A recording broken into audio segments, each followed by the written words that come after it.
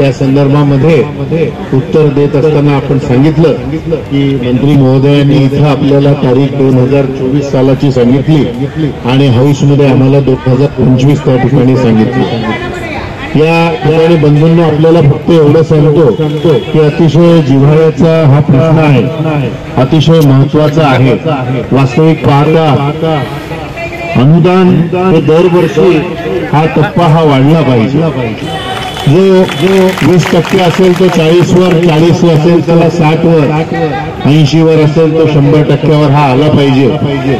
त्याला मागण्याची सुद्धा गरज असता कामा नये असं मला या ठिकाणी वाटतं आणि म्हणून आपली ही भावना लक्षात घेऊन आजच मी परत एक शिक्षण मंत्र्याला भेटून या ठिकाणी निवेदन देणार की आपण या ठिकाणी सर्व या ठिकाणी उपोषणाला आंदोलनासाठी या ठिकाणी बसलेले आहात आणि निश्चित फेब्रुवारी महिन्यामध्ये परत एक अधिवेशन आहे, अधिवेशनामध्ये परत हा प्रश्न मी या ठिकाणी लावून धरणार आणि जी आपण 2024 ची जी तारीख दिली होती ती 2025 का म्हणतायत याचा जाब सुद्धा आपण आजच निवेदनानुसार विचारणार। आपण मंत्री महोदयांना सांगायचं तात्पर्य आजच विचारणार आहे,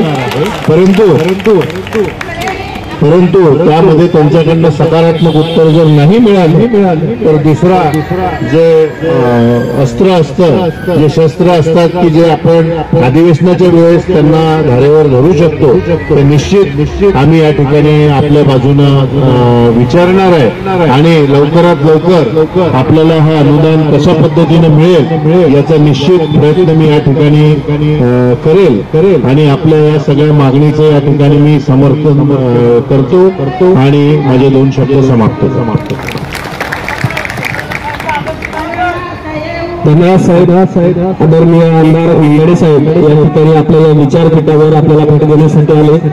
खरंतर एकूण आपले 14 शिक्षक आमदार आहेत, त्या 14 पैकी पहिल्यांदा आज 7 दिवसानंतर आपण या ठिकाणी पहिले आमदार आम्हाला आमच्या सर्व वंचितांना भेटण्यासाठी वास्तविकपणे चौकशी करण्यासाठी आपण इथं आलात त्याबद्दल खरंच शिक्षक समन्वय संघाच्या विचारपीठावर आपलं मनापासून स्वागत करतोय। साहेब आंदोलन हे 3 जानेवारी पासून आम्ही सुरू केलंय। आज आंदोलनाचा 7वा दिवस आहे आणि अन्नत्याग आंदोलन गेल्या 2 दिवसापासून म्हणजे आज जवळपास 30 तास झाले आमच्याकडे 5-6 बांधवांनी अन्नाचा एक कणही आपल्या पोटामध्ये शिवला नाही, घुटला नाही। त्यापैकी आमच्या ह्या 2 भगिनी त्यांची तब्येत आता अस्वस्थता त्यांना वाटू लागली, त्यांच्या हातापायात मुंग्या यायला लागल्या। आताच आम्ही प्रशासनाला सांगितलंय की त्यांची थोडी तपासणी तरी झाली पाहिजे, अजून कुठल्याही प्रशासनाने दखल दिली नाही। म्हणजे आम्ही माणसं नाही आहोत का? माणसाची जनावराची तरी आपण काळजी घेतोय, आपल्या जनावरांना जर कुठं काही झालं असेल तर त्याची तरी आपण वास्तविकपणे चौकशी करतो, पण एक माणूस असून सुद्धा प्रशासनातून कुठली दखल आतापर्यंत आमच्या या उपोषणकर्त्यांची घेतली गेली नाही। ही अतिशय खरंच खेदाची गोष्ट आहे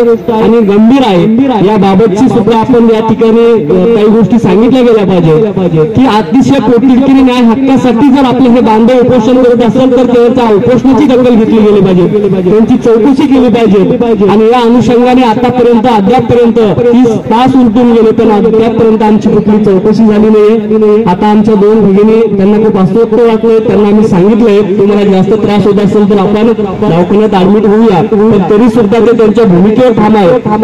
न्यायासाठी आम्ही शेवटच्या स्तरापर्यंत जायला तयार आहे। एक वेळ या मातीमध्ये या भूमीमध्ये आम्ही आतापर्यंत लढलो, एक वेळ मरण जरी आलं तरी ते मरण आता पत्करायची आमची तयारी आहे।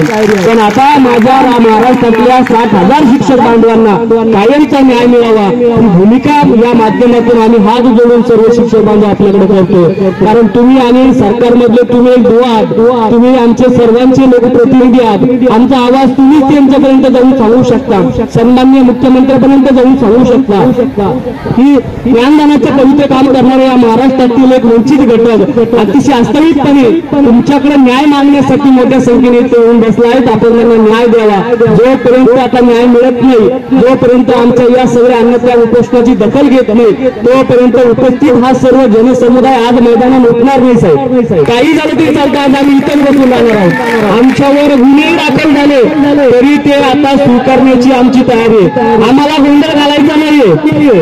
बांधवांना लोकशाही मार्गाने अतिशय शांततेने आपल्याला आंदोलन करायचंय। कोणीही काही घोषणा करू नका, कुठल्याही बंगल्यावर आपल्याला जायचं नाही, कुठलाही कायदा सुव्यवस्था आपल्याला हातात घ्यायचं नाही। आपल्या हातात शांततेच्या मार्गाने लोकशाही मार्गाने आपल्याला आंदोलन करण्यात हा आपल्याला अधिकार आहे. त्यामुळे त्याच मार्गाने इथंच काही ठोकून बसा. काही होत नाही बांधवांनो. आज रात्र झाली चालते. जर 7 दिवसानंतरही जर आम्हाला कोणाला भेटायला येत नाही, आमच्या शिष्टमंडळ भेटायला बघत नसेल, तर आज याच ठिकाणी याच मैदानात रात्र जागून काढायची आहे. आम्ही सर्व अन्नत्याग करणारे जे काही बांधव आहेत ते इथेच पडून राहणार आहोत, इथेच बसून राहणार आहोत. आज मैदान सोडायचं नाही या भूमिकेवर आम्ही ठाम आहोत. आपण ही जी काही मागणी आहे ही आज माननीय शिक्षण मंत्र्यापर्यंत हा आवाज हा आक्रोश त्यांच्यापर्यंत पोहोचावा अशी या माध्यमातून विनंती करतो. आपण या ठिकाणी आलात त्याबद्दल शिक्षक समन्वय संघाच्या वतीने मनापासून या ठिकाणी आभार व्यक्त करतो. धन्यवाद.